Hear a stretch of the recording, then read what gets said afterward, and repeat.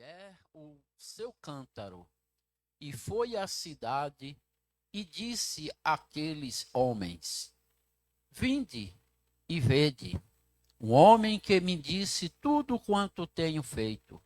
Porventura, não é este o Cristo?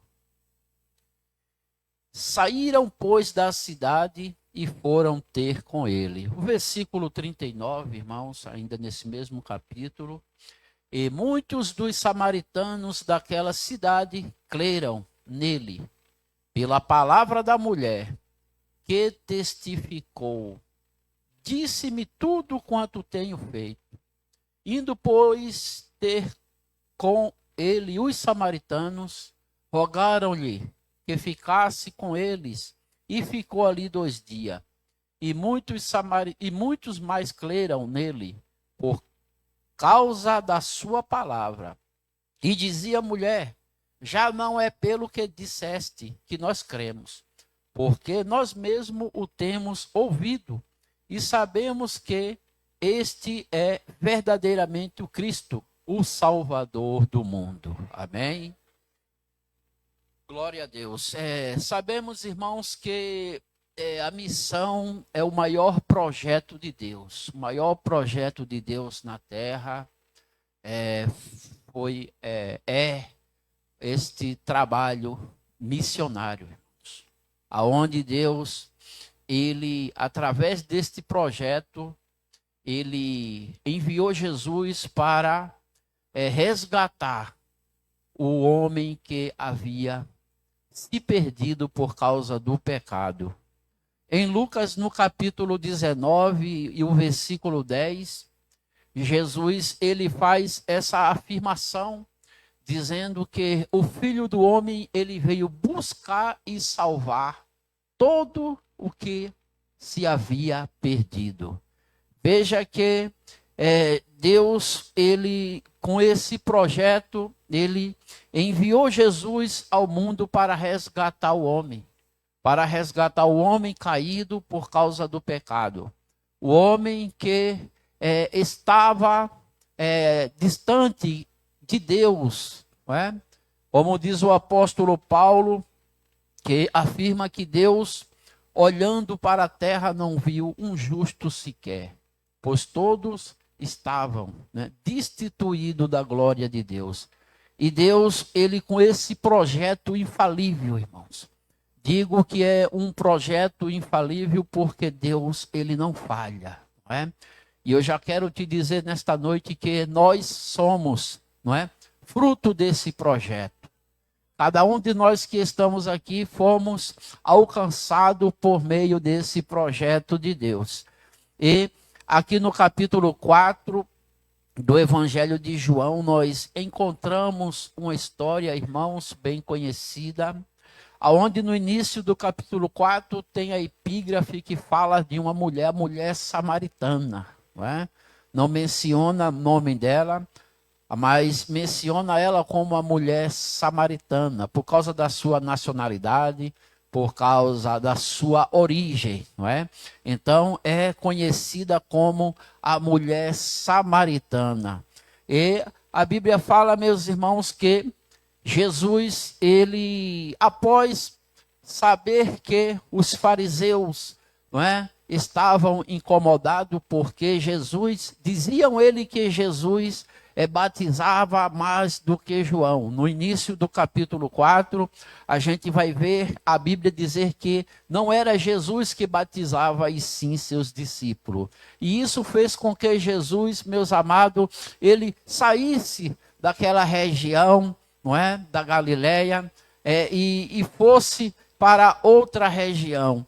E nesse momento em que Jesus, ele resolve sair, a Bíblia também vai dizer que era necessário que ele passasse por Samaria, não é?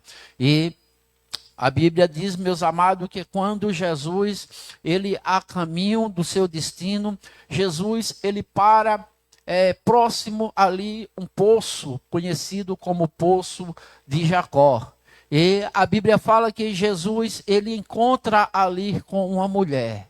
No contexto, Os irmãos certamente já leram essa passagem por diversas vezes. Os irmãos vão entender que aquela mulher escolheu um momento não propício para fazer aquilo, para retirar a água, pois a Bíblia fala que era por volta do meio-dia, o dia em que aquela mulher, a hora que aquela mulher resolve e tira a água. E lendo o contexto, nós vamos entender por que aquela mulher, ela escolheu aquele horário não favorável a ela, um horário em que ninguém queria tirar água até então, porque o sol era bem escaldante, não é? E também quando lemos o contexto, nós vamos deparar um pouco com a vida daquela mulher, não é? A vida daquela mulher que não era bem vista, uma mulher que não era bem amada pela sociedade, pois a Bíblia vai dizer que aquela mulher escolheu, irmãos, um horário, né, o pior horário para retirar água, não é? Mas eu já quero deixar aqui para os irmãos um aprendizado para nós nesta noite, irmãos, que independente da hora, irmãos, independente da hora, sendo boa ou ruim, quando Jesus chega, irmãos, quando há um encontro com Jesus, a situação muda, as coisas mudam. E foi o que aconteceu com aquela mulher. A vida daquela mulher mudou a partir do momento em que ela teve um encontro com Jesus. No poço de Jacó, irmãos. Veja que ela falando com Jesus que aquele poço teria sido uma herança deixada por Jacó. E os irmãos sabem que este nome Jacó, ele não é um nome muito favorável, não é? Jacó quer dizer o usurpador, não é? Aquele, o mentiroso, não é? O trapaceiro, não é? Lembra um pouco esse nome da vida de Jacó antes dele ter um encontro com Deus. Mas, meus irmãos, naquele poço, não é que podemos dizer assim, por trazer o nome de alguém que era um enganador, era um usurpador, como foi Jacó, antes de conhecer, antes de ter o um encontro com Jesus, com Deus. Veja que aquela mulher, podemos dizer que ela estava buscando água em um poço, não é? Vamos dizer assim que seria o poço do engano, não é? Vamos dizer que seria o poço da mentira, não é? Vamos dizer que seria o poço da vergonha. Mas a Bíblia fala, meus irmãos, que foi naquele poço aonde ela teve um encontro com Jesus. E a Bíblia vai falar que a partir daquele momento, da conversa dela com Jesus, a sua vida mudou, irmãos. Sua vida mudou. E quando o homem, ele tem um encontro com Jesus, quando encontramos verdadeiramente com Jesus, a nossa vida muda, irmãos. Não é? Nós estamos aqui hoje com a vida mudada, transformada, porque um dia nós tivemos esse encontro com Jesus. Meus irmãos, mas o que me chama a atenção aqui foi a atitude daquela mulher, não é? Após ela ter um diálogo ali extenso com Jesus, né? Podemos dizer assim até que Jesus vasculhou ali toda a vida daquela mulher, não é? Jesus usou ali a psicologia para curar, irmãos, a ferida que havia na vida daquela mulher. E depois dela ter uma conversa, e podemos dizer um encontro com Jesus, não é? O que me chama a atenção aqui no versículo 28, onde nós lemos, é que após ela ter aquele diálogo com Jesus, ela deixou, pois, o seu cântaro.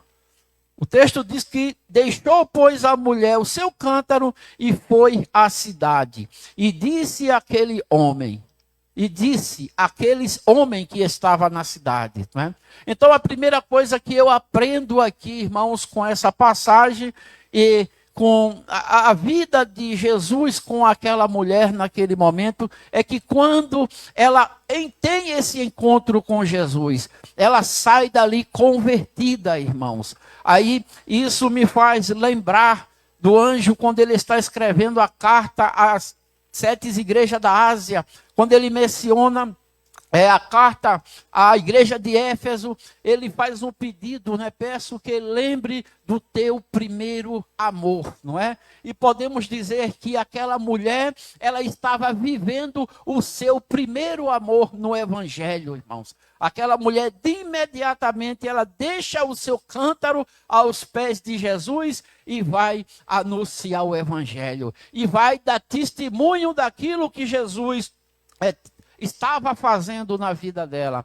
Louvado seja o nome do Senhor. E esse cântaro, amados, que continha aquela água no qual a mulher ia usar para as suas necessidades físicas somente, mas não podia, não é, matar a sede que havia na sua alma, não é? Aquela água do poço de Jacó que por algum instante podia servir apenas para a sua vida cotidiana, o seu dia a dia, mas não podia, não é, matar a sua sede, saciar a sede que havia na sua alma. E aquela mulher foi saciada após ela conversar com Jesus. Quando Jesus diz para ela: olha, se tu soubesse quem é que te pede água, não é? Tu pediria, não é? E eu te daria, não essa água, mas eu te daria uma água viva, que no teu ventre irá fluir para a eternidade.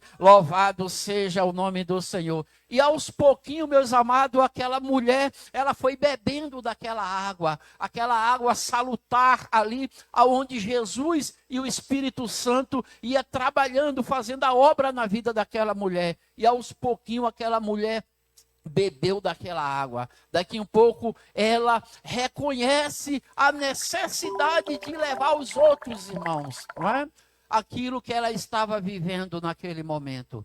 Aquela mulher, eu posso dizer que ela estava vivendo o seu primeiro amor no evangelho. Como é bom, né, irmão, quando nós estamos no primeiro amor, não é? Quando nós somos novo convertido, não é? Quando nós ainda estamos engateando, mas é tão gostoso, não é? Eu me lembro que quando eu retornei para o evangelho, há quase 30 anos atrás, irmãos, eu, na fase daquele primeiro amor, eu me lembro que eu vim aqui na Condes Azeda e eu comprei uma Bíblia bem grande, irmãos. Tenho ela até hoje em casa, uma Thompson, bem grande, né? E eu gostava de andar com ela debaixo do braço para todo mundo ver. Mas a bichinha sofreu tanto, irmãos, porque eu vinha trabalhar aqui na aclimação e eu não colocava ela dentro de bolsa, não, era debaixo do braço mesmo. E aquele metrô lotado, irmãos. É um empurra para lá, outro para cá. E eu tentando ler ela no meio de todo mundo lá, Paulo. Né? A bichinha sofreu tanto que hoje ela está toda desmontada lá em casa, irmãos, não é? Mas isso era o primeiro amor, irmão. Como é gostoso, não é? Como é gostoso. E aquela mulher, ela estava vivendo esse momento. Eu me sentia tão bem. Às vezes eu saía mais cedo do serviço, ia para o Brás, pegava o trem, né? Ia com aqueles irmãos que iam pregando lá para Guaianás, irmão. E eu com a Bíblia maior que essa daqui ainda, debaixo do braço, ouvindo a palavra de Deus, entregando a literatura, não é? Isso é o primeiro amor. É por isso que o anjo ele disse à igreja, não é? Lembra-te do teu primeiro amor. Louvado seja o nome do Senhor. E aquela mulher samaritana, ela estava vivendo isso. A alegria daquela mulher foi tão grande que ela deixou o seu cântaro aos pés de Jesus, deixou aos cuidados de Jesus e foi anunciar o evangelho aos samaritanos. Louvado seja o nome do Senhor. Eu quero te dizer nesta noite, amado, deixa aquilo que te preocupa aos pés de Jesus. Deixa aos cuidados de Deus aquilo que mais te preocupa e vai pregar o evangelho. Vai anunciar a Jesus porque ele cuida dos demais. Louvado seja o nome do Senhor. E se a necessidade naquele momento da mulher maior era aquela água do poço de Jacó, agora deixa de ser a necessidade dela e ela passa a dar prioridade a anunciar a Jesus Cristo. Veja que seguindo-se o contexto após, no versículo 39, a Bíblia vai dizer que muitos dos samaritanos daquela cidade creram nele. Não é? Creram por quê, irmãos? Por que eles creram? Porque eles ouviram falar de Jesus. Aí me lembra do que o apóstolo Paulo, ele deixa escrito aos romanos, né? Como ouvirão se não há quem pregue? E como pregarão, não é, se não forem enviados? Veja que aquela mulher sem curso nenhum de teologia, irmãos, apenas ali é movida pelo Espírito Santo, por aquela água que ela tinha bebido, ela se tornou-se uma missionária e foi anunciar Jesus lá na cidade dela, entre os samaritanos. E a Bíblia fala que muitos dos samaritanos daquela cidade creram nele, pela palavra da mulher que testificou e disse-me tudo quanto tenho feito. O testemunho daquela mulher, irmãos. Louvado seja o nome do Senhor. E nós temos um testemunho de vida, irmãos. O crente, ele precisa ter um testemunho de vida para falar àqueles que ainda não foram alcançados, para anunciar tudo aquilo que Deus, ele tem feito, irmãos, na minha vida, na tua vida, através deste evangelho. Louvado seja o nome do Senhor. Se eu fosse contar o que Deus ele já fez na minha vida, irmãos, não é? Eu fui criado num lar cristão. Eu não gosto de usar essa expressão, berço evangélico, não, né? Mas eu não critico quem usa. Eu prefiro dizer um lar cristão. E no lar cristão, mas devido às circunstâncias da vida, o pai tem uma morte prematura, morre muito novo, eu ainda com 5 anos de idade. Uma mãe, uma serva de Deus com 9 filhos para criar, não é? Nunca tinha trabalhado na vida, não é? E dali por diante ela tinha que trabalhar, né? Deixar aqueles filhos com quem, irmãos, na mão de Deus, para Deus cuidar, não é? Para poder ir trabalhar e trazer o sustento para dentro de casa. E nesse período, irmãos, foi um período não bom, não é? Porque uma mulher sair para ir trabalhar, não é? Lá no Nordeste, naquele tempo, isso é há quase 50 anos atrás, não é? A dificuldade que era, meus irmãos, não é? E ela saía de manhã, deixava aquelas 9 crianças na mão de Deus, não é? Deixava na mão de Deus para Deus cuidar, irmãos. E apesar das dificuldades, apesar das lutas, das intemperanças da vida, irmão, todos se criaram, não é? Louvado seja o nome do Senhor. Todos estão servindo a Deus, uns mais fortes e outros mais fracos, mas todos estão caminhando. Louvado seja o nome do Senhor. Uma mulher crente, irmão, uma mulher de círculo de oração, não é? Eu, após me tornar um adolescente, me afastei da igreja, não é? Fiquei até os meus 22 anos, aí mais ou menos 23 anos, não é? Afastado. E nesse período, irmão, foi um período terrível, não é? Imagina o que Deus ele não faz com o homem, com o que o diabo não faz com a vida de um homem sem Deus, né? Um homem que está distante de Deus, ele está vulnerável, irmãos. Está vulnerável, não é? Está disponível para que o diabo use e assim faça dele o que quiser, não é? E só falando por alto, irmãos, para glorificar o nome de Deus e dizer, irmão, que Deus é fiel. Deus, ele cumpre, não é? Deus falou para minha mãe que iria cuidar de todos, não é? E ela cuidou, irmãos. E Deus cuidou. Deus não permitiu que nenhum fosse ceifado pela mão do diabo, não é? Todos se criaram, estão servindo a Deus, tudo pai de família. A minha mãe já está indo para os 80 anos, não é? Está glorificando o nome de Deus, porque está vindo a mão de Deus agindo em seu favor e dos seus. Devido, irmãos, à vida que eu vivi, esse período em que eu me afastei de Deus, não é? O mundo da droga, não é? Bebida, prostituição, na criminalidade, não é? Na criminalidade, cheguei a ser condenado, não é? Cheguei a ser condenado pela justiça. Estou só falando por alto, irmãos, porque é muito extenso, não é? Mas condenado pela justiça, foragido, vim para São Paulo com esposa, os filhos pequeno, não é? E era brabo, valente, viu? Valente, e quando alguém dizia, rapaz, para com isso, você vai morrer. Dizia, não, não tem medo não, se eu morrer, a mulher cria os filhos, Deus cria. Era um homem sem Deus, irmãos, é terrível, né? A pessoa sem Deus, mas quando, no ano de 97, irmãos, eu já cansado dessa vida, levantei minhas mãos, voltando para Jesus, ali em Itaquera, nenhum ensaio do círculo de oração, irmãos, tá? Não foi nenhum culto, não, foi um ensaio. Veja a seriedade que é quando as irmãs se reúnem para orar, não é?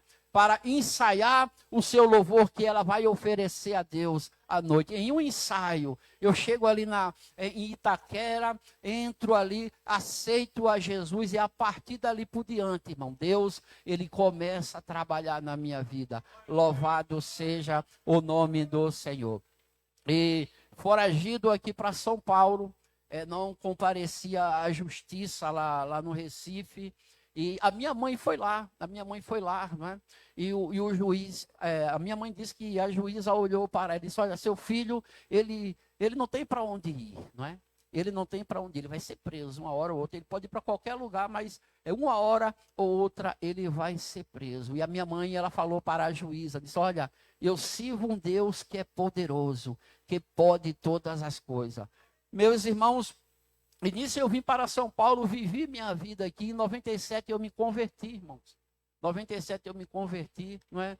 Procuro servir a Deus, ser fiel a Deus. De lá para cá não me afastei desse evangelho, não me afastei, estou agarrado com este evangelho. Tenho um propósito com Deus, com Jesus, não é? E passando-se os anos, 24 anos, irmão, depois, 24 anos, eu estava aqui, já morando aqui, os filhos tudo grande, casado, né, trabalho com a esposa em Ubaintosa, e estava lá trabalhando 4 horas da tarde, dia 10 de junho de 2020, no auge da pandemia, irmãos. A polícia chega na minha porta, perguntando quem é o Diniz. E eu falei, sou eu. Você já teve um problema com a justiça lá no norte? Eu disse, tive sim. Então vamos ali na delegacia. Eu tá, eu vou entrar no carro. Eu disse, não, você vai no Camburão. Eu disse, como assim, rapaz? Eu, você está trabalhando, é trabalhador, estou vendo, eu nem vou te algemar. Vou abrir, não é, a viatura, você entra lá e vamos na delegacia falar com o delegado. Eu fui lá. Cheguei lá, irmãos, ao delegado falou para mim, você está condenado. Você foi condenado em 2015, faltando um ano para prescrever. Em 2016, que isso foi em 96, em 2016 prescrevia, né? E faltando um ano, me condenaram à revelia. Mas tudo é projeto de Deus, irmão. Tudo é projeto. Eu sentia no meu coração, né? Deus, ele falava para mim que um dia eu iria ter que pagar, não é, essa conta. Porque Deus, irmãos, ele não tem o culpado por inocente e nem o inocente por culpado. E eu falava de manhã aqui na escola bíblica dominical que Deus, ele é justo e ele é bom. Ele é bom e ele é justo. Por quê? Ele é bom porque ele deixa você plantar. Tudo que você quiser, ele deixa você plantar. Veja como Deus é bom, irmão. Deus, ele deixa você plantar o que você quiser. E ele é justo porque você só vai colher aquilo que você plantou. Só colhe aquilo que você plantou, irmãos. E eu sentia no meu coração que um dia eu teria que encarar a justiça dos homens, não é? E no dia 20 em 2020, 10 de junho, às 4 horas da tarde chegou esse momento, não é?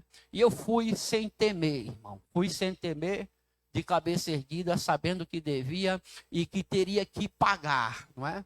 Pagar, teria que colher, não é? Aquilo que eu plantei. É bem verdade que em alguns casos, irmãos, Deus, ele permite sim, ele limpa o nome da pessoa, ele apaga, ela passa uma caneta, uma borracha do céu, ele apaga, ele tem poder para fazer isso, né? E em algum momento eu até cheguei a pensar isso, que Deus, ele apagou, ele jogou no mar do esquecimento, não é? Não apenas para ele, porque Deus, os nossos pecados, ele lança no mar do esquecimento. Quando a Bíblia fala que ele lança no mar do esquecimento, é porque ele não se lembra mais dos nossos pecados, através do sacrifício de Jesus, não é?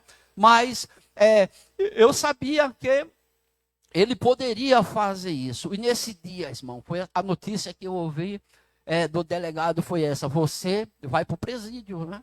Você foi condenado a 9 anos, a revelias, né? Por homicídio, e vai para o presídio. Aí eu fiquei 7 dias aqui na delegacia, na 77, na Santa Efigênia, né? Terrível, irmão. Coisa terrível. Mas eu nunca orei tanto na minha vida, viu?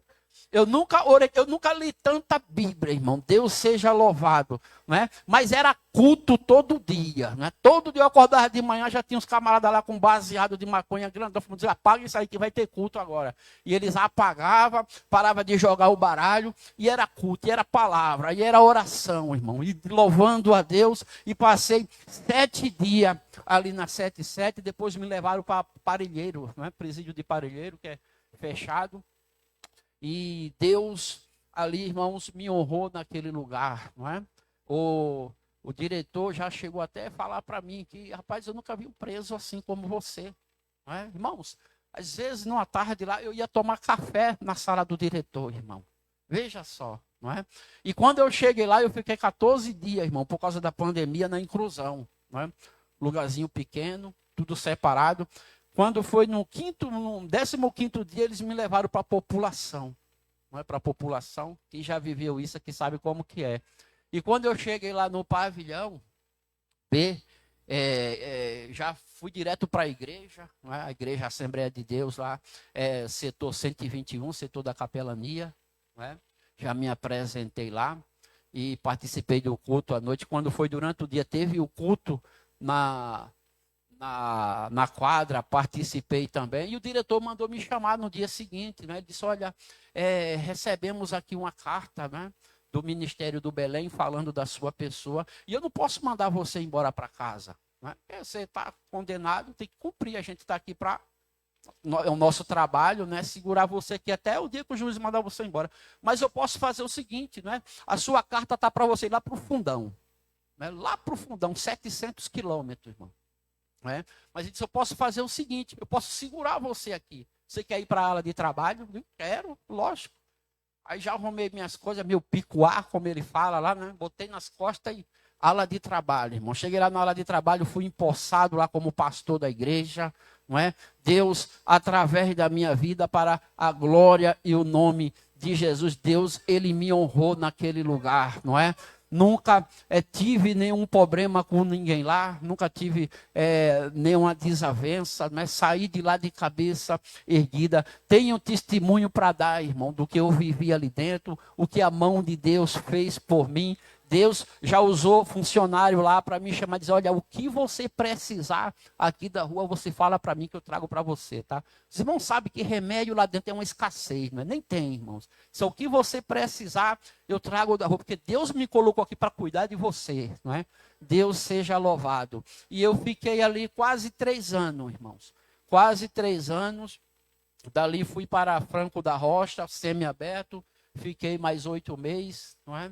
Para a glória de Deus. Saí agora no dia 27 de janeiro passado, fez 2 anos que eu estou na rua, irmãos.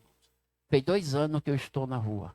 Né? Dia 27 de janeiro que eu estou na rua. Né? Cheguei lá, fui recebido na igreja de Itaquera, lá na sede, pelo pastor. Ele sabia da minha dificuldade, do meu problema, não é? É tanto que eles mandaram carta para lá, recomendando a minha pessoa, né? Nunca tive nenhum problema com o ministério, com alguma desavença, ou podemos dizer assim, um mau testemunho na igreja. Sempre procurei servir a Deus, né, com alegria e no temor. Louvado seja o nome do Senhor, irmãos. Mas eu vou encurtar, eu quero contar uma bênção que eu recebi, irmãos, não é? Em cima desse processo que eu passei, não é? O mês passado, a advogada, ela mandou um aviso para mim no meu celular, dizendo que eu ganhei o indulto presidencial, não é? Eu tive a minha pena extinta, irmão. Alguém que tem que ficar assinando até 2029, sem poder sair do estado, sem poder viajar, não é? Não, sem poder ficar depois das 10 horas na rua, não é? Tem que andar pisando em casca de ovo, né? Então, eu ganhei, irmão, para a glória de Deus, a minha pena, ela foi extinta. Louvado seja o nome do Senhor. O mês passado eu tive ali na Barra Funda para assinar. Ele disse: não, rapaz, o que é que você está fazendo aqui? Vai embora. precisa assinar nada mais não. Para a honra e a glória de Deus, irmão. Deus, ele seja louvado. O tempo é pouco, gostaria de falar mais, mas eu quero concluir aqui, irmãos. Eu quero concluir que os samaritanos, não é? Eles, o que levou ele a Jesus foi o testemunho daquela mulher, né? Foi o testemunho, irmão. Nós devemos dar o testemunho daquilo que Deus ele fez na nossa vida, irmão. Tem muitas almas que estão perecendo, né? Por falta de conhecimento, por falta de conhecer a esse Jesus que transforma, que muda a vida do homem. Louvado seja o nome do Senhor. Em outra oportunidade eu estarei falando um pouco mais do que Deus ele fez da minha vida, não é? Então, para resumir, aquele samaritano, o que levou aquele samaritano, o que despertou neles a crerem em Jesus foi porque eles ouviram falar, irmão. Através daquela mulher nova convertida, ainda vivendo o seu primeiro amor, deixou o seu cântaro, né? Esqueceu, deixou o seu cântaro aos cuidados de Jesus e foi fazer a obra missionária. Louvado seja o nome do Senhor. Deixa aos cuidados de Deus, meus amados. Deixa aquilo que te preocupa nas mãos de Deus, porque na hora certa Deus ele vai entrar com providência. Na hora certa Deus ele vai mudar. Louvado seja o nome do Senhor. Que Deus abençoe, amados, em Cristo, em nome de Jesus.